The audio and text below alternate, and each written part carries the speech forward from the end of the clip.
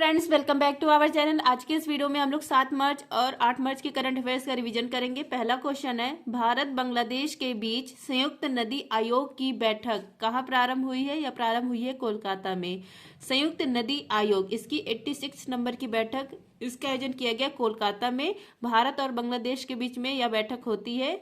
दोनों देशों के मध्य नदी विवाद पर चर्चा की जाती है। कौन सा नदी विवाद है? तिस्ता नदी विवाद और फरक्कावाद, इस पे चर्चा होती है।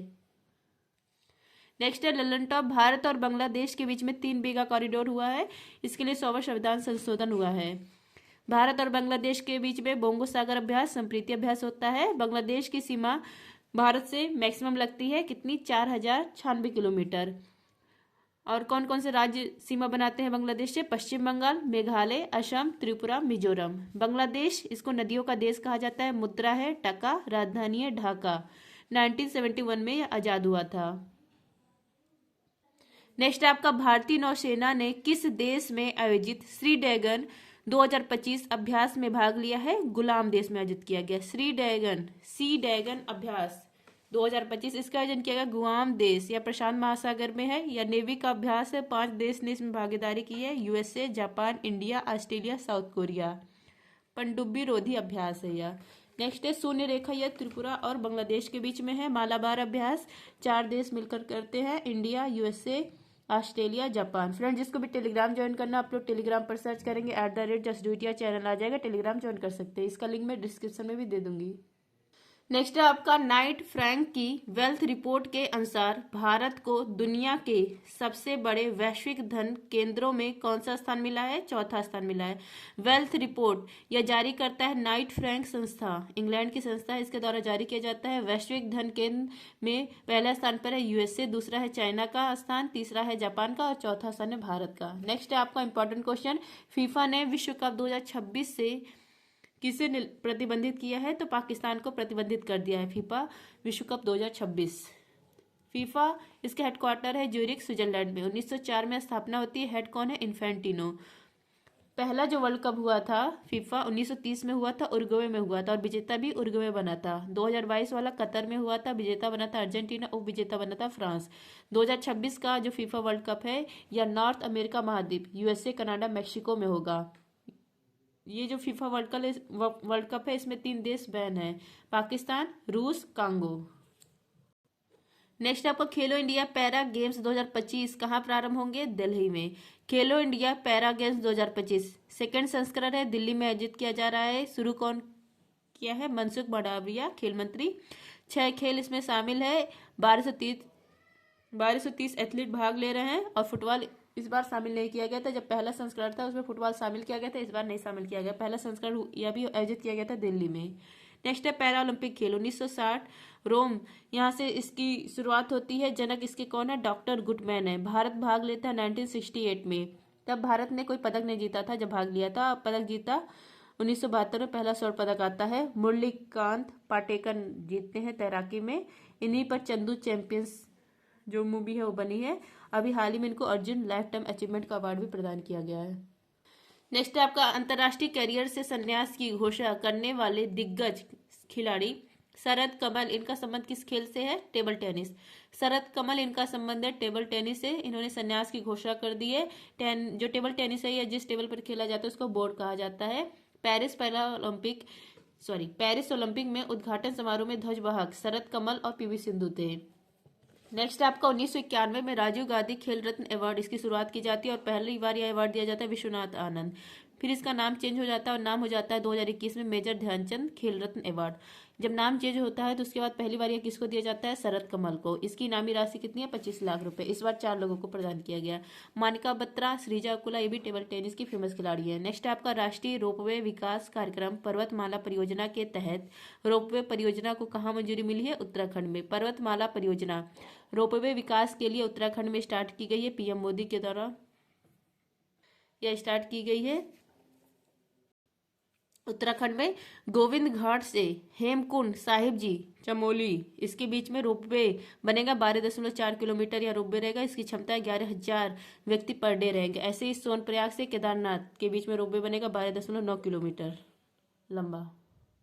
नेक्स्ट है आपका government e market place GEM का सीईओ किसे नियुक्त किया गया है? अजय भादु को। GEM government e market place, दलाल बीच में ना आए, मतलब उत्पादक से सीधे उपभोक्ता के पास पहुंचे, इसके लिए जीईएम इसको लॉन्च किया गया था 2016 में। इसके नए सीईओ बने हैं अजय भादु।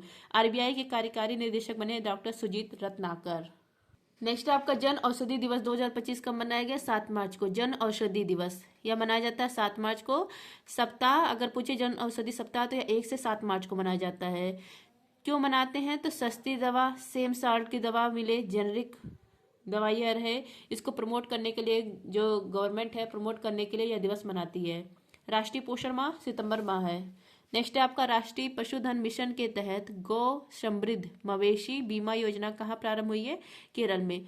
गौ समृद्ध बीमा योजना यह लॉन्च किया गया है एर्नाकुलम केरल में। गौ समृद्ध बीमा योजना कहाँ स्टार्ट किया गया? केरल में। पशु मृत्यु हुआ या मवेशी दुग्ध उत्पादन कम हुआ तो इसके जोखिम को बीमा कवर करने के लिए स्टार्ट किया गया है।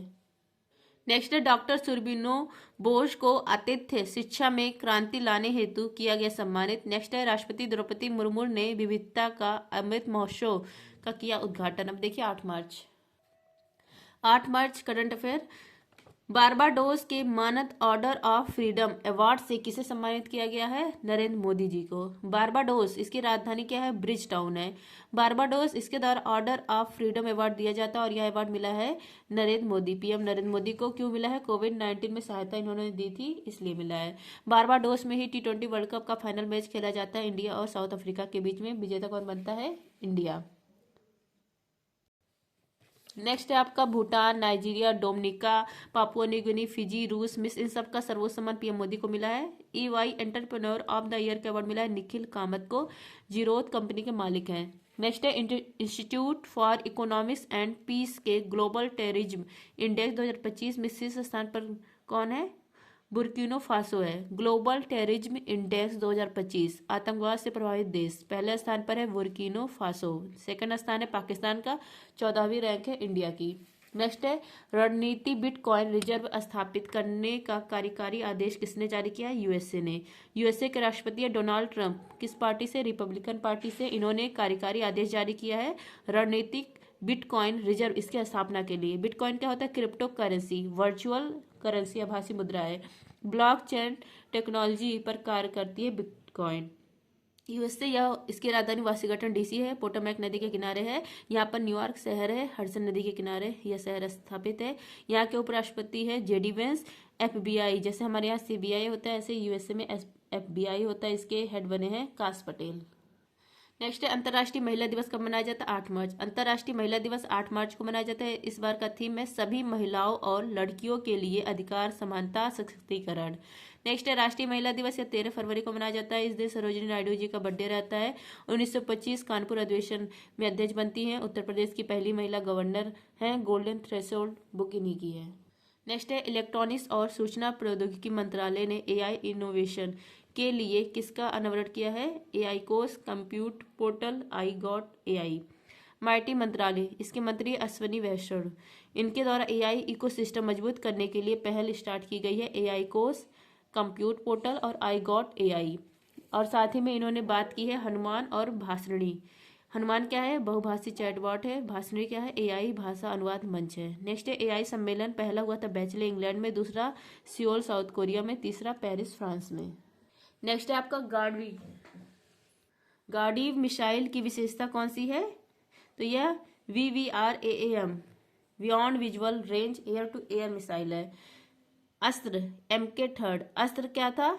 VVRAAM beyond visual range air to air missile, इसका फुल फॉर्म है। हवा से हवा में वार करने वाली मिसाइल थी अस्त्र, डेवलप किया था DRDO ने। इसकी यह 340 किलोमीटर टारगेट को हिट कर सकता है। अब इसी अस्त्र का नाम चेंज कर दिया गया, इसका नाम रख दिया गया गांडीव। गांडीव क्या है? अर्जुन की दोनों इसको गांडीव कहा जाता था।